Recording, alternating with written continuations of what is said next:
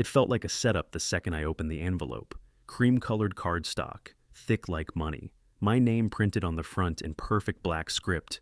James Thorne. No rank, no title, no major general. Just my name, plain as day, like I was some guy off a mailing list. Inside was the wedding invitation from my sister Rebecca, the same sister I haven't spoken to in years. Below the RSVP card, tucked neatly in the crease, was a handwritten note from my mother. Please behave. I stared at those two words until my knuckles went white. No, I miss you. No, we'd love to see you. Just a warning. Quick note, before we get deep into this, share which city or country you're watching from. My name's James, I'm 58, retired Army. I live in Arlington, Virginia, about 15 minutes from the Pentagon, where I worked until last spring. These days, I consult. Mostly sit in meetings where 20-year-olds tell me how war works. I let them. The last time I saw my family was at my father's funeral. That was 8 years ago. I showed up in full dress uniform because that's how I honor the dead. They stuck me in the back like I was a driver, while the rest of them took turns crying on camera for Facebook and posing in black dresses and sunglasses like they were at the Oscars. No one sat with me, not even my mother. After the service, she told me, "You always make things about you." I didn't say a word. I just left. So, yeah, when the wedding invitation came, I didn't think celebration. I thought, bait. Either someone's got a guilty conscience or I'm being walked straight into another performance. A couple of guys I still talk to at the Pentagon saw the envelope on my desk. You going? One asked. Hell yeah, I said. Wouldn't miss it. It wasn't about forgiveness. I didn't need hugs or tears. I wanted answers. I wanted them to look me in the eye. I wanted Rebecca to say whatever it was she couldn't say 8 years ago. And if they couldn't handle that, tough. I booked the flight that afternoon. But there was one thing the invitation didn't say.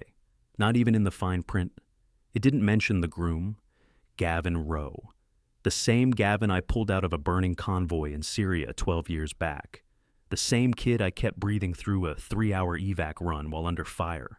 The same soldier who told me, choking on blood, "You saved my life."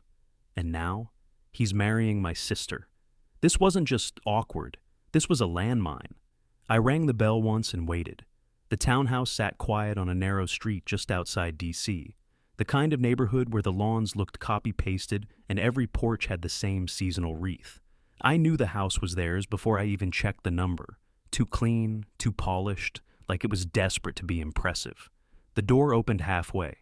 There she was, my mother, Barbara Thorne, hair set, makeup done, wearing a pearl-colored blouse like she was headed to a photo shoot. Her eyes scanned me up and down, slow and disapproving. "That's what you wore to come here?" she asked. I was in jeans and a collared shirt, not wrinkled, not dirty, just casual. "You planning to turn me away?" I asked. She stepped back, letting the door swing open. "Did you at least bring something appropriate for tomorrow?" I stepped inside. Same cold lighting, same polished wood floors. The place was spotless, not a picture frame out of place. The air even smelled fake, like lilac-scented wipes had scrubbed every corner of the place. It looked perfect. Empty, but perfect. "You can leave your bag by the stairs," she said, already walking toward the kitchen. "Shoes off, please." I kicked them off but didn't move the bag. Let it sit right where it landed. "Where's Rebecca?" I asked. "Out. Hair appointment." Of course. The bride wasn't even here. Just me and Barbara. Again. I followed her into the kitchen, leaned against the counter. She opened the fridge and started organizing bottles of sparkling water, like I wasn't standing right there. "You didn't have to come," she said flatly. "You've made it clear how you feel about this family. You invited me. I didn't. Rebecca did. I only added the note." "Right," I said. "The warning." She turned around, arms crossed now, lips pressed so tight they disappeared. "James, this weekend is important for your sister. We're trying to move forward. Please don't drag us backward." I almost laughed. Backward? From where? They'd left me behind years ago. "You still see me as the problem, huh?" "I see you as someone who turns everything into a war." I let that one hang for a second. Then I pushed off the counter, walked past her, and headed upstairs without asking. Found the guest room by memory. Everything in that hallway looked exactly like it did when I was a teenager. White walls, framed watercolor prints of boats we never owned, lives we never lived. Inside the room, I unzipped my bag and stared at the garment bag folded neatly at the bottom. Dress uniform, polished shoes, ribbons, badges, the whole story sewn into every detail. I hadn't planned on wearing it, not really, but standing there, I could feel her judgment in the walls, the floors, the damn air. I could still hear her voice telling me to blend in, to behave, like my presence was some kind of threat. Screw that. If I was going to be their ghost again, I'd be the kind that haunted them loud. I hung the uniform on the closet door. "James!" Barbara called from downstairs. "If you're hungry, there's food." "I'm good," I called back, not moving. I pulled the uniform from the bag, buttoned the jacket, and stood in front of the mirror. The rehearsal dinner was at some overpriced banquet hall in Georgetown. White linen tables, floral centerpieces, soft jazz humming from speakers tucked into fake ivy. It screamed class in the most desperate way. I walked in behind a few people I didn't recognize, nodding politely, getting blank stares in return. Barbara was already posted near the bar, directing the flow of traffic like a wedding planner. She spotted me and pointed across the room without a word. Back table, near the wall, next to the kitchen doors. Figures. I sat down at a round table with 3 empty seats and a guy I barely recognized from some second cousin's baptism. Across from me was an older man with sharp eyes and silver hair. He looked like he still ironed his socks. "Name's Marcus," he said. "Colonel, retired." "James Thorne," I said, shaking his hand. His eyes narrowed just slightly. "Afghanistan?" "Yeah, and Iraq, and Syria. Pick your desert." He smirked. "I thought that was you. You're the one who held that FOB when the reinforcements got stranded, right?" I nodded once. He looked ready to ask more, but then, like clockwork, Barbara swept by. "James," she said with a fake smile, "have you tried the crab cakes? They're exquisite." Colonel Marcus leaned in like he was about to say something else. Barbara didn't break stride. "Marcus, you must try the champagne. It's flown in from Napa." Then she vanished again, leaving the question hanging in the air like it never happened. Colonel Marcus leaned back, puzzled. The moment died right there. The rest of the table filled with fringe relatives. An uncle with bad breath, 2 cousins I hadn't seen in 15 years, and a woman named Denise who kept calling me Jay. They talked around me like I was part of the furniture. Rebecca showed up late, like a starlet arriving fashionably. Tight dress, big hair, loud laughter. She hugged Barbara, posed for a few photos, made the rounds. When she finally saw me, her eyes paused just long enough to register I existed. "James," she said with a fake smile, "so glad you could make it." Then she turned before I could even answer. "And Gavin?" He came in right behind her. Clean suit, straight shoulders. Same walk I remembered from Syria, tight and deliberate. He didn't shake my hand. He didn't come to my table. Just scanned the room, laughed at something Rebecca whispered, and kept moving. But later, during dessert, I caught him looking. Just once, from across the room. Our eyes locked. He didn't flinch. Neither did I. He raised his glass slightly, almost like a nod. Before I could react, he turned back to his table, clinking glasses with Rebecca and her friends like nothing had happened. That look stayed with me. It wasn't fear. It wasn't guilt. It was something. Maybe he wanted to talk. Maybe he didn't. But I knew the past wasn't as buried as they all pretended it was. I leaned back in my chair, stared across the white tablecloths, and clenched my jaw. They could pretend all they wanted. But I wasn't going to sit here and be part of the background. Not again. The church looked like something ripped out of a movie. Stone arches, red velvet pews, stained glass windows glowing from the sun. It reeked of money and curated taste. Even the air felt rehearsed. I got there early, dressed in full uniform. Every button shined, every ribbon straight. My boots echoed through the aisle as I walked in, heads already starting to turn. Barbara met me at the side entrance like I was delivering a package, not attending her daughter's wedding. Her eyes hit the uniform first, and her jaw locked. "I told you to blend in," she hissed under her breath. "I did," I said, "with my people." Her lips thinned into a line so tight it could cut glass. "You'll be seated over there," she said, pointing to a pew halfway behind a pillar. "And James, no standing, no gestures, no interruptions, understood? I'm not 5, then don't act like it."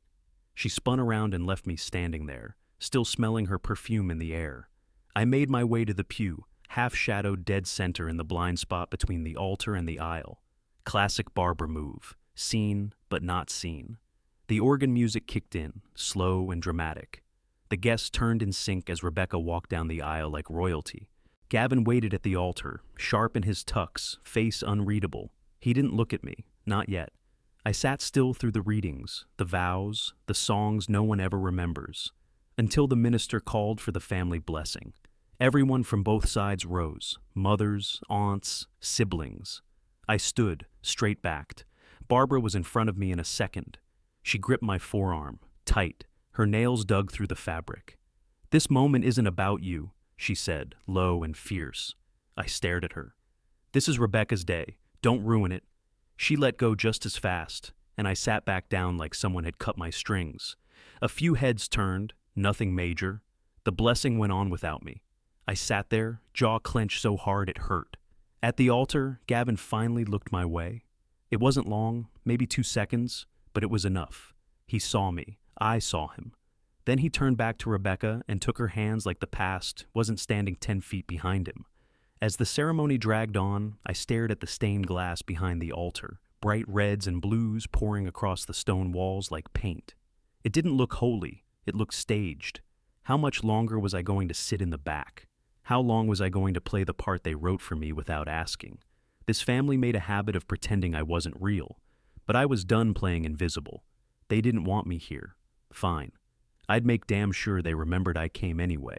They went all out. Crystal chandeliers, gold-rimmed plates, a live string quartet playing Ed Sheeran like it was Mozart. The venue was one of those luxury hotels downtown where everything smells like old money and cologne. The name tags at each table were printed in calligraphy, like we were at a royal coronation. Mine read, James Thorne. Again, no rank, no title. I was seated, if you could even call it that, at a table shoved near the kitchen doors. I could hear the staff shouting over dish clatter every time they swung through. Nobody brought me a drink, so I got up and poured myself a whiskey from the bar, earning a few raised eyebrows from the tie and dress crowd. Barbara walked by once, gave me a thin smile and a once-over, like she was inspecting a scratch on a new car, didn't say a word. The rest of the room buzzed with laughter and champagne clinks. Picture-perfect family moments at every table but mine. Rebecca finally got up to speak. She took the mic with both hands, her dress sparkling like a disco ball under the chandelier. She smiled at the crowd like she was on a talk show. "I just want to say thank you all for coming," she said, voice all syrup and poise. "Family means everything to us. Loyalty, support, showing up, even when it's hard." I felt that one hit sideways. A few people glanced in my direction. I just took another sip. She kept going. "And I have to say, it's even more special when everyone's here, even those with unique jobs, like my brother James, our resident security consultant. Always off somewhere, doing God knows what." There was a weird ripple in the room, some awkward laughs, a few chuckles from people trying too hard. Barbara piped up from the front, "Well, we can't all be successful in the traditional sense, but every family needs a black sheep, right?" More laughter, this time louder, real, like it gave them permission. I stood, not fast, just enough to break the moment. I didn't say a damn thing. And that's when Gavin moved. He crossed the room with the same steady walk I'd seen once before, 12 years ago, when he was bleeding out on a desert floor. He stopped right in front of me, squared up, and clicked his heels together like we were on a base again. Then he saluted. "Major General Thorne," he said loud and clear. "It's an honor to have you here, sir." The whole room stopped breathing. I didn't move, didn't blink. I just stared at him. Then slowly I returned the salute. He stepped to the side, still standing next to me, still at attention. That was the shift. People who just laughed at me were now whispering, heads turned, eyes widened. A couple men near the bar straightened their backs. The string quartet stopped playing. Barbara looked like someone had slapped her. Rebecca's face froze mid-smile. Gavin stayed there, not breaking form, eyes forward. He didn't say anything else, didn't need to. He'd flipped the room without touching a damn thing. And I stood there, not as their embarrassment, not as their ghost, but as the man who'd earned every bar on his chest. Gavin stepped back without saying another word, but the damage was already done. The salute, the title, it cracked the mask clean off the night. The people who'd been ignoring me now couldn't stop staring. Then a man 2 tables over, older, heavy-set, wearing a Vietnam vet pin on his lapel, stood up. He looked straight at me and raised his hand in a clean salute. No hesitation, just quiet respect. Then another man stood, this one in a navy blue suit with a service patch on his chest, saluted. Then a woman near the back, former Air Force by the look of her, saluted too. One by one, like dominoes falling in reverse, more guests got up. Some saluted, some just nodded. But the room had shifted. I wasn't background anymore. Barbara stood frozen, arms crossed, mouth twitching like she wanted to speak, but couldn't find the words. She glanced around, eyes wide, trying to spot someone who'd bring this back under control. No one moved. She was losing the room, and she knew it. I didn't smile. I didn't nod. I just stood tall, uniform straight, hands behind my back. Let them look. Let them see what she'd been trying to bury for years. Rebecca stayed seated at the front table. Her wine glass shook slightly as she set it down. The stage smile she'd worn all night started to crack. Her hands folded tighter, white knuckles showing through her makeup. She leaned toward Gavin and whispered something, but he didn't turn, didn't answer. He was still standing by me, eyes forward. For once, she wasn't in charge of the moment. A photographer snapped a picture, and I didn't flinch. That photo would go in someone's scrapbook, right next to the cake and the bouquet toss. But it would be the only one that told the truth. I could feel the pride climbing up my chest, slow and heavy like armor. Not because of the attention, but because it was finally earned. A whole life of sacrifice. And for the first time in a room full of people I grew up trying to impress, I didn't have to prove a thing. Barbara finally stepped forward, voice low but sharp. "James, this isn't the time." I looked at her, dead in the eye. "Then when was it?" She blinked, stunned, took a step back. Rebecca stood slowly, her face pale, her hands still tight at her sides. She looked at me, and for just a second, right between the performance and the panic, I saw something real, not anger, not control, regret. She dropped her gaze before I could read more. The applause started soft, maybe just one or two claps, and then it grew, not loud, but steady. I didn't need it, but I let it happen. Because the room finally saw me, and for the first time in decades, I didn't feel like their black sheep. I felt like a storm they didn't see coming. I stepped outside the ballroom, still in full uniform, needing air.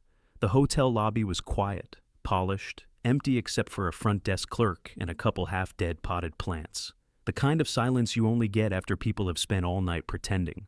Barbara found me near the elevator. I saw her reflection before I heard her heels. "James," she said, voice calm like nothing had happened. "Can we talk?" I didn't answer, just turned slightly, arms folded. She glanced around the lobby, then stepped closer. "We're doing a family statement," she said, "all business. I think it would be best if you, publicly, clarify things. Say Gavin's gesture was just personal, not military related. We don't want confusion. And we can position it in a way that helps protect the family's image." I laughed once, low, sharp. "You think I give a damn about the family's image?" She didn't flinch. "You should. This affects all of us." "You mean it affects you, your status, your reputation, your narrative. I'm asking for cooperation." "No," I said. "You're asking me to clean up your mess again, just like always." Her lips parted slightly, but she didn't speak. I took a step toward her. "You knew exactly what I was doing all those years. You watched the news, got the letters, took the benefits, smiled for the church ladies, but you never stood by me, not once." "That's not true," she said quickly, too quickly. "You isolated yourself. You chose that life." I shook my head. "I chose duty. You chose shame." "James," "No," I cut her off. "This ends now. I'm done shrinking so you can feel superior. I'm done being the one who ruins your little dinners and throws off your seating charts." She blinked, caught between fury and panic. "I don't owe you anything. Not silence, not forgiveness, not another second of pretending we're something we're not. You're still part of this family whether you like it or not," she snapped. I smiled coldly. "No, I was. Now I'm free." She reached out, reflex, habit, but I stepped back. "You wanted control," I said. "Keep it. I'm walking away from all of it." I turned, walked toward the elevator, never looked back. As the doors slid shut, I caught a final glimpse of her standing there, alone under the chandelier light, still trying to hold the world together with lies. 3 weeks later, I handed in my final consultancy contract, packed up my place, no fanfare, no press. I moved to a small town in western Montana, quiet, clean air, no spotlights. I bought a cabin, a dog, and peace. For once, I lived without checking over my shoulder, and the Thorn name, they can keep it.